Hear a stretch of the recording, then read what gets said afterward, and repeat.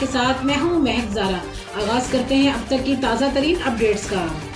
پتوکی سے رانا محبوب احمد۔ تحصیل رپورٹر کے مطابق پتوکی نواحی سرحدی علاقے کنگن پور گاؤں میں انڈیا بارڈر ایریا سے کراس کر کے آنے والی نایاب نسل کی نیل گائے کو مقامی لوگوں نے اپنی مدد آپ کے تحت پکڑ لیا۔ انڈیا کراس کر کے آنے والی نایاب نیل گائے کو مقامی لوگوں نے پکڑ کر وائلڈ لائف کے حوالے کر دیا۔ Assistant director wild life Kasur کی سربراہی میں wild life inspector Nazir Ahmed اور سٹاف نے بروقت کارروائی کرتے ہوئے نایاب نیل گائے کو اپنی تحویل میں لے لیا۔ مقامی لوگوں کی مدد سے پکڑی جانے والی نیل گائے کو چھانگا مانگا سفاری زو کی زینت بنا دیا۔ Assistant director wild life